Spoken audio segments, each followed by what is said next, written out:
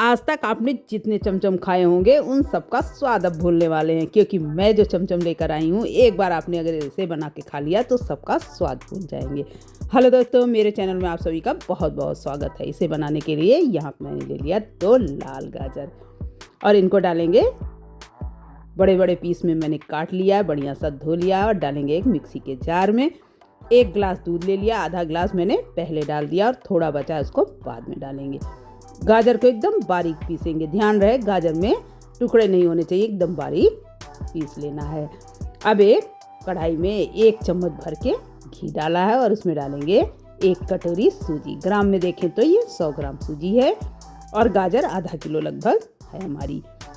ये main step ध्यान से जरूर देखें, यह देखिए ये फॉलो करना बहुत ज़रूरी है। यहाँ पे सूजी में सीधे ही गाजर को डाल देंगे और इसके बाद दूध डाल दिया। अब इसमें स्पेशल जो चीज़ जाएगी वो है आधी कटोरी मिल्क पाउडर, जिससे हमारे चमचम का स्वाद बहुत ही स्पेशल आएगा। और साथ ही 1 कटोरी भर के मैंने डाल दिया इसमें चीनी।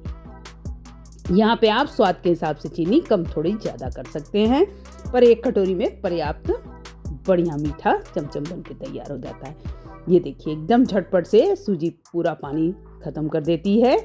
और इसके बाद इसको थोड़ा सा ठंडा करके बनाना शुरू करें और ऊपर से इसके टूटी फूटी लगा देंगे। ये देखिए देखने में एकदम सुंदर वाले चमचम बन के तैयार हो गए।